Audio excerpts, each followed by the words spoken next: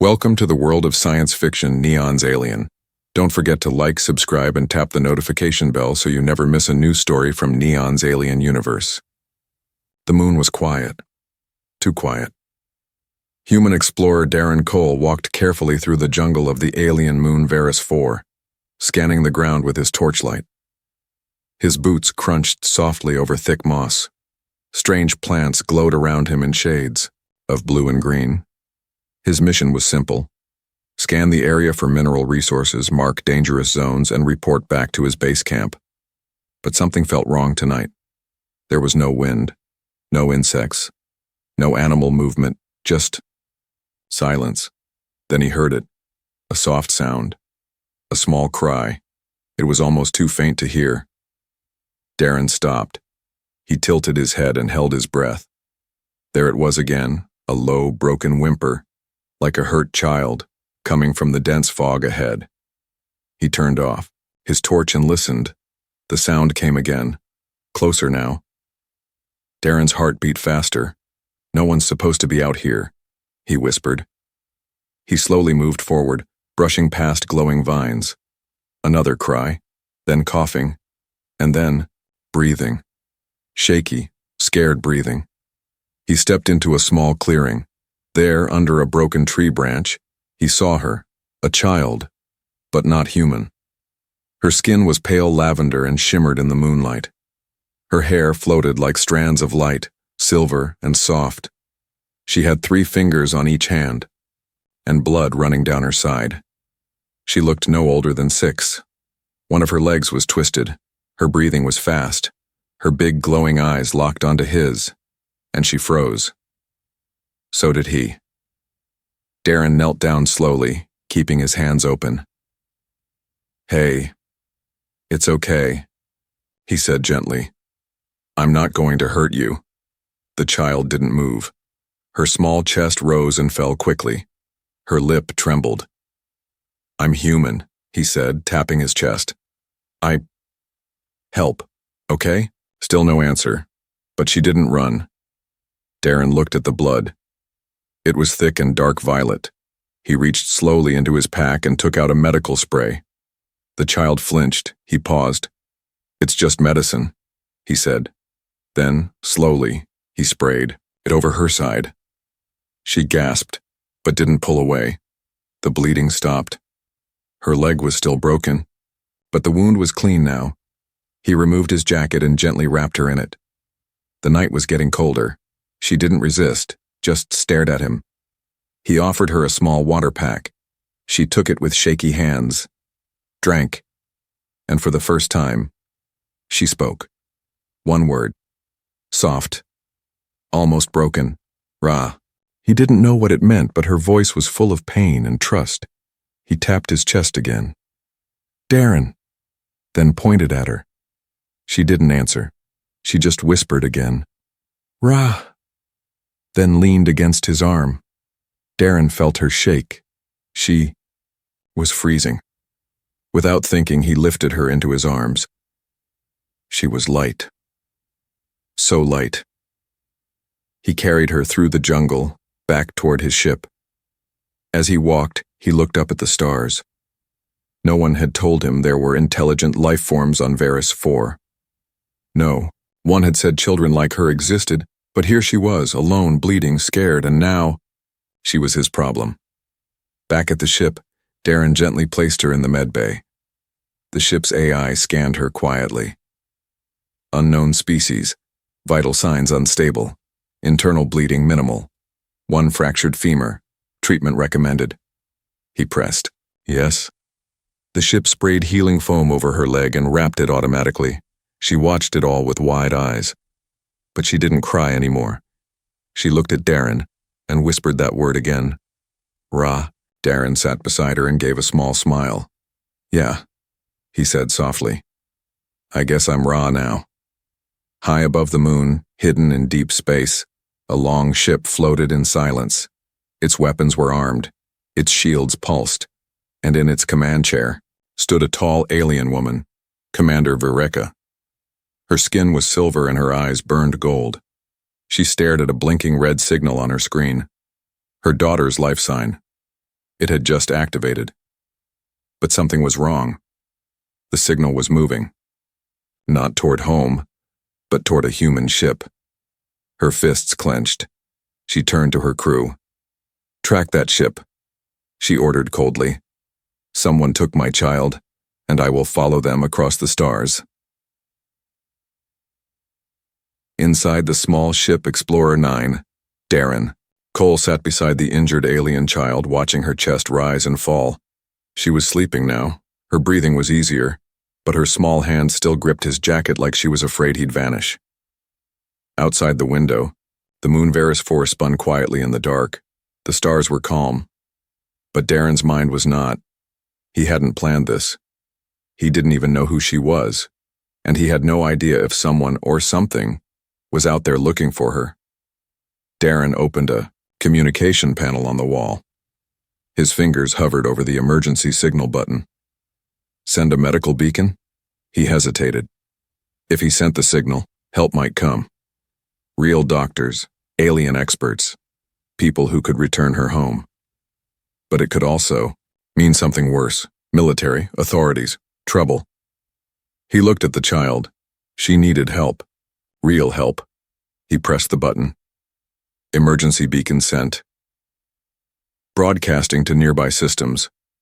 Far away in deep space, a red light blinked on the screen of the Revenant, the royal hunter ship of Commander Vareka. Her golden eyes narrowed as she stepped forward. The signal matched the frequency of her daughter's tracking crystal. The ship had been silent for days. Now it was alive again, and moving. But the signal was strange, encrypted. But not by her people. Human tech. Vareka clenched her fists. "Show me the source." A hologram appeared, a small human ship, not military, not fast, but definitely moving, with her child on board. Her second heart pounded in her chest. "Lock coordinates, prepare weapons, we move at once." Back on Explorer 9, Darren watched the child sleep. He had placed soft blankets around her. The ship's AI said her body was healing well. The bone in her leg had been set. Her blood pressure was stabilizing. But still, she hadn't told him her name. She only called him Ra. He didn't know if that meant protector, stranger, or fool. Maybe it meant all three. Hours passed. He scanned nearby space, looking for signs of life. Nothing. He felt tired but alert. Something deep inside told him this wasn't over.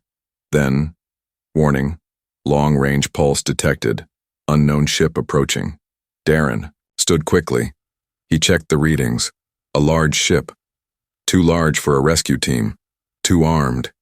He didn't recognize the design, and it was coming fast. He gently woke the child. "Hey, little one, you have to wake up now." Her glowing eyes opened slowly. She looked around, confused, then frightened. The moment she looked at the screen showing the approaching ship, she froze. Her whole body tensed. Her breath caught. Her eyes went wide with fear. Then, in a small, broken voice, she whispered, "Mother." Darren blinked. "Your mother? That's your mother's ship?" The girl nodded slowly, but didn't look happy. She looked scared. She grabbed Darren's hand tightly, and her voice cracked as she said, "She thinks you hurt me." Darren's heart dropped. He stood still for a moment, then whispered, "I was trying to help, but help didn't matter now. Not if the mother thought he was the kidnapper." Outside, the alien warship was already locking onto his location. Inside the command deck of the Revenant, Commander Vareka stared at her daughter's life sign aboard. "The human ship. She's alive," her officer said, "and still in his hands." Vareka's voice was like ice. "Prepare boarding party. I want my child back." And the human who took her. The stars looked peaceful. But Darren Cole knew better. He had seen the readings. He had seen the scans. And now, he felt the eyes watching him from somewhere beyond. They were not friendly. He gripped the controls of his ship, Explorer 9, tighter. As the engines roared, behind him, the wounded alien child, small, silver-skinned, glowing faintly, clung to her seat. Her name was still a mystery. She still called him only one word. Ra. Protector. Or maybe the one who stayed. Darren had burned fuel reserves to escape the warship tracking him. He'd flown into a dense asteroid belt near Sector 8G, hoping the larger ship would struggle with the sharp turns. It bought him time, but not much. His ship AI buzzed softly. Long-range signal still tracking. Same ship. Weapons still armed. Darren sighed and looked back at the girl. You sure your mom isn't the forgiving type? The girl said nothing. She just looked down, eyes sad, and that silence said everything. He tapped his console, bringing up a star map. There were two options. Run deeper into uncharted zones, risking systems failure. Send another message, begging for peaceful contact. But he didn't choose either. Not yet. Instead, he did something else. He turned off the main drive. He powered down everything. And he drifted. Cold, dark, silent. A ghost among the rocks. In the dark, only the glow of the child's skin lit the ship. Darren sat near her, knees bent, back against the wall. She curled up in the corner, still wrapped in his jacket. He watched her. How long were you out there? She didn't speak. Instead, she opened her small palm. Inside was a broken crystal pendant. Half of it was cracked. The other half glowed the same soft blue as her eyes. She held it close, to her chest, then with a whisper like wind she said, I fell. Darren leaned in, speaking gently. From where? She looked up at him. From sky. From mother's ship. Explosion. Fire. He nodded slowly. A crash. She pointed to her wounds. Pain. Then pointed to him. You stayed? Darren didn't know what to say. He just replied, Yeah, I did. She reached out and touched his chest, just over his heart, then smiled. But the peace didn't last. A soft alarm beeped once, then stopped. Then again.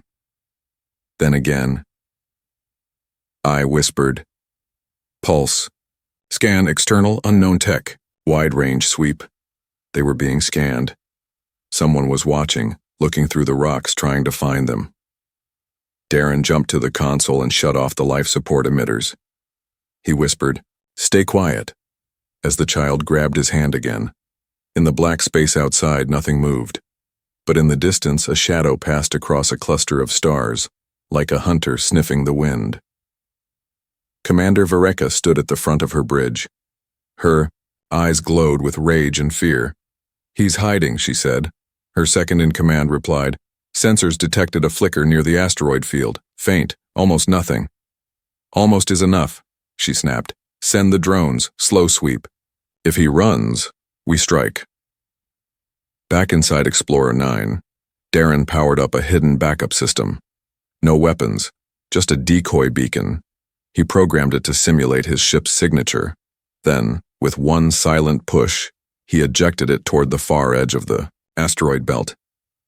The hunter drones moved. They followed the signal. Darren watched as their scanners blinked away, moving toward the bait. He exhaled. Okay. That bought us time. He turned back to the child. You got a name? She looked confused. He tapped his chest.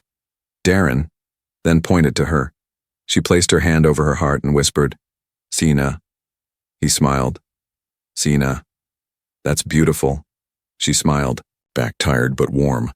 But just as she began to relax, her eyes suddenly widened. She turned toward the window and whispered, trembling, She's close now. Darren looked at the scanner. A new ship had arrived. Larger, silent, closer than ever.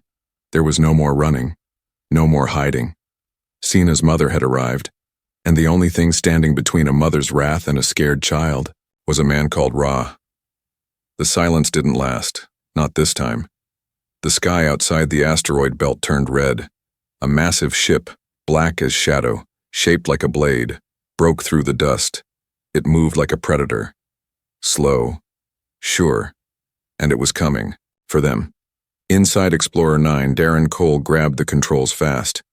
Sina sat strapped into the seat beside him, gripping the broken pendant close to her chest. She said just one word, one that made Darren's stomach twist. Mother. Commander Vareka was done watching. She had tracked the human's path through the belt. She had seen the false signal he tried to send. She had seen enough. Now she wanted him to see her fury. Fire stun cannons, she ordered. Disable his engines. No killing. Not yet. Darren saw the blast coming just in time. He jerked the controls. Explorer 9 spun through a tight arc, scraping past a chunk of rock the size of a house. The first cannon missed. The second clipped the engine. Hard. Smoke filled the cabin. Sina screamed. Alarms blared. The ship spun. Systems failing. Darren pulled the stabilizers, gritting his teeth as sparks rained down. Then the ship slammed into the surface of a frozen moon below. It didn't explode, but it didn't fly anymore. Inside, silence returned, only broken by the sound of Sina sobbing. Darren crawled across the tilted floor toward her. Hey, you're okay. I've got you. She clung to him, eyes wide. She'll take me, she whispered. She thinks you hurt me. Darren looked out the cracked window. The warship was landing. Large metal legs crushed the ice. Engines hissed. He had minutes. Maybe. Less. He pulled open the medbay cabinet and quickly checked his gear. 1 flare. 2 oxygen packs. No weapons. But he wasn't looking to fight. He just needed to make her understand. Outside, the doors of the warship opened.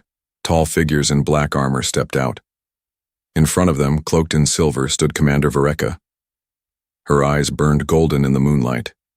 She raised her hand and the guard stopped.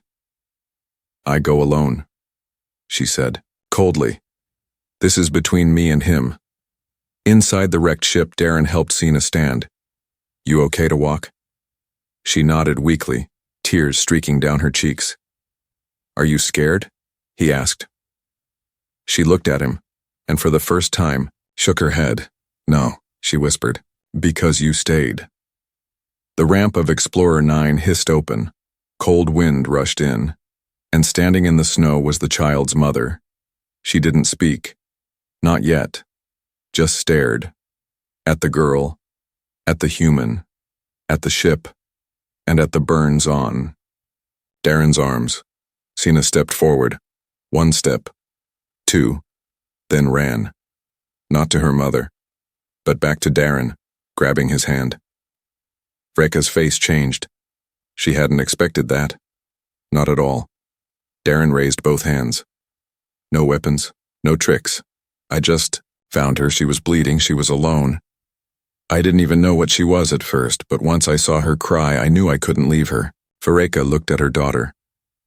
Sina, she said, her voice softer now. Why? The child looked up. He didn't run. Her voice cracked. He saved me. He carried me. The wind grew still.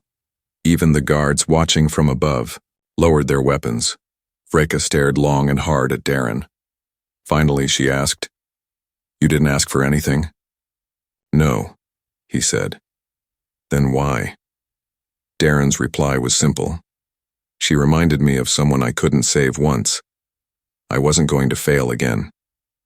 For a long time, Vareka said nothing. Then, she stepped forward. She knelt beside Sina, touched her face, kissed her forehead, then looked up at Darren. And yet, you didn't take her. He shook his head. She's not mine. But I stayed until she was safe. Vareka slowly stood. She looked tired now, but also changed. We owe you, she said quietly. And for the first time in her life, she bowed her head to a human. The snow was still falling, soft, silent. But inside the crashed ship, something powerful was about to be heard. Sina, the small alien girl, sat between 2 worlds. On one side, her mother, Commander Vareka, a war-hardened leader who had crossed galaxies to find her. On the other, Darren Cole, The human who had carried her through fire, through space, through fear, and for the first time since she fell from the stars, Sheena opened her heart. The room was dim. The engines were dead. But Sina's voice broke through the cold. She looked at her mother with wide eyes. I didn't mean to fall. Her voice trembled. I followed the bird lights outside the ship. I slipped. Vereka moved slowly, kneeling before her. You were gone for days. I searched every moon. Sienna lowered her head. I was scared. I called you, but you didn't come. I thought maybe I was bad. Vereka's face cracked. The cold commander's eyes glistened. You were never bad, she whispered. You are my starborn. Then Sienna turned to Darren. And he found me. I was bleeding. I was cold. I thought he would leave, but he didn't. She looked at her mother again. He didn't speak my words. He didn't know my name. But he stayed. Vereka stood slowly. The soldiers outside were listening through open comms. So were the medics. So was the galaxy, as her ship recorded everything. I thought humans were selfish, Vereka said quietly. I thought they were weak. But I saw the burns on his arms. I saw how you ran to him. I saw how he shielded you from my own weapons. She turned to Darren. I came to take your life, but you gave her back hers. She stepped forward. Sienna clutched Darren's hand. But Vereka knelt before both of them and placed something small in Darren's hand. A tiny metal ring, shaped like a star curled around a child's hand. This is a token of guardian right, she said. It is sacred. Only 5 beings outside our kind have ever received one. It means, should you ever need shelter, protection, or voice, you are family. Darren looked at the token. Simple, heavy. He said, I don't deserve this.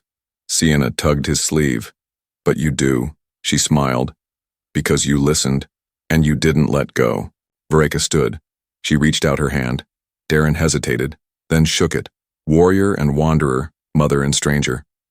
Now, united. The storm outside cleared.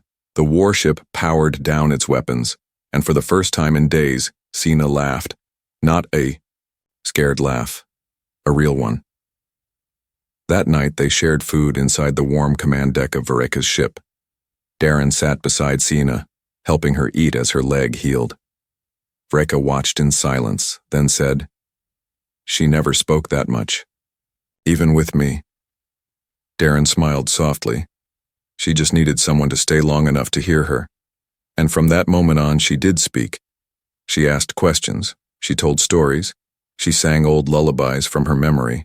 And in every word, she carried the voice of 2 worlds finally listening to each other.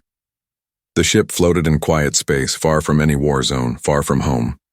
Inside, hearts still burned. Not with anger, but with uncertainty. Commander Vereka sat alone in the central chamber of her warship, her sharp eyes locked on the screen. It showed Darren Cole, the human, walking slowly beside her daughter, Sienna, inside the medical wing. Sienna now smiled easily. She laughed at small things. She clung to Darren's side like a shadow, and that scared Vereka more than any enemy ever had. She trusts him. She speaks for him. She calls him Ra. What did that mean for a mother? What did that mean for a warrior? Vereka summoned Darren. No guards, no weapons. Just a quiet room lit by blue fire and silence. He entered carefully. Wounds still fresh. Clothes still torn from the crash. But his eyes were clear. Steady. You've made a place in her heart, Vereka said, not turning. She sees you as more than a rescuer. I didn't try to.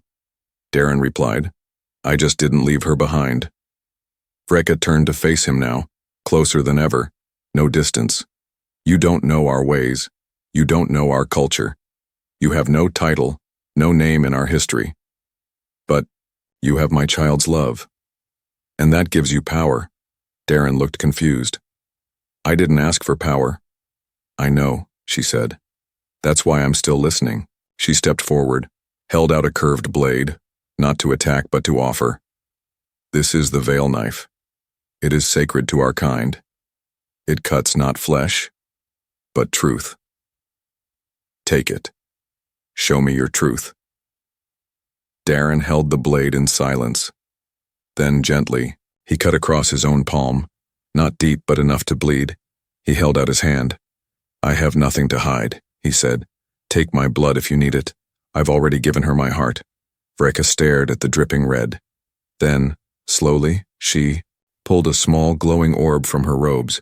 She touched it to his cut. The orb pulsed. Soft blue, then violet, then pure white. It meant one thing: no lies, no darkness, only honor. Vreka closed her eyes. When she opened them, her voice was softer than ever. I've been trained to see humans as weak, loud, short-lived, but you're something we forgot existed, a protector with no chains. Darren didn't know what to say, so Vreka helped him. She walked to a side chamber and returned with something wrapped in royal silk. Inside it was a badge, shaped like a half-moon cradling a child's eye. This is the Ember Crest, she said. It means guardian by spirit. It has never been given to an off-worlder, but I offer it to you now. Darren looked at the badge, then at her. I'm not a soldier. You don't have to be, she said. You are Ra. That's all. Suddenly, Sina ran into the chamber. She stopped when she saw the badge. She smiled so wide her little face glowed. You're part of us now, she said, and hugged his leg. Tight. Vreka knelt beside her daughter, held her close, then looked up at Darren. I will never forget that you found her when I could not. And you stayed. The three stood together under the soft blue lights, mother-child, and the man who never meant to become family but did. The stars drifted outside the window like slow-moving snow. Inside the royal ship Valkyrie, everything was calm. But for Darren Cole, something deeper had shifted. He was no longer just a lost human explorer. He was now something far more. Days had passed since the truth was revealed, since the blade of judgment was replaced by a badge of trust, since a commander bowed, and a child smiled. Sina was healing fast. She could walk again, laugh again. Every step she took beside Darren, sometimes holding his hand, sometimes calling for him when she was scared at night, and sometimes whispering the word he once didn't understand. Ra. It didn't just mean protector anymore. It meant home. Commander Vreka sat with her generals. They discussed war, politics, all the usual things, but her mind stayed with the human, the one who changed her, not with words, but with action. He didn't beg for status. He didn't ask for riches. He only asked one thing. Darren stood before her in the final hour, his ship repaired, supplies restocked, destination unknown. She looked at him. You could stay, she offered. He smiled. I don't belong here forever. But I'd like to return if I'm welcome. Vreka stepped forward and held out a small glowing stone, a Sina core, an ancient item used only for those who protect the royal line. It bonded instantly to Darren's hand. It glowed softly and etched a mark into his palm. A new name in her native tongue. Karan, the guardian who stayed. Sina ran into his arms, wrapping around him tightly. Tears filled her eyes. Will I see you again? He knelt down, touched her face. I will always be somewhere under the same stars. And one day, maybe I'll teach you how to fly your own ship. She giggled. Promise? He nodded. Promise. As the airlock hissed open, the ship crew stood in silence. Alien soldiers gave him a salute, not because they had to, but because they wanted to. Vreka raised her voice for all to hear. This human came with nothing. He found one of our most sacred lights, broken in the dark, and he carried it home. We are not of the same blood, but we now share the same bond. The ship engines roared. Darren turned back one last time. He gave a slow nod. not of goodbye, but of respect. Then the Explorer 9 lifted from the hangar and disappeared into the stars. Months later, on the wall of the Royal Hall of Guardians, a new story had been carved. It showed a human holding a child, behind him, a burning forest, before him, a future, and beneath the carving, 4 words written in both languages. He didn't run, ever. In distant systems, whispers spread, of a man with a scarred hand and kind eyes. A man who didn't carry a gun, but carried something heavier, responsibility. He wasn't a hero. He wasn't a legend. He was just Ra. And he reminded the galaxy that sometimes the greatest warriors are not born from war, but from love.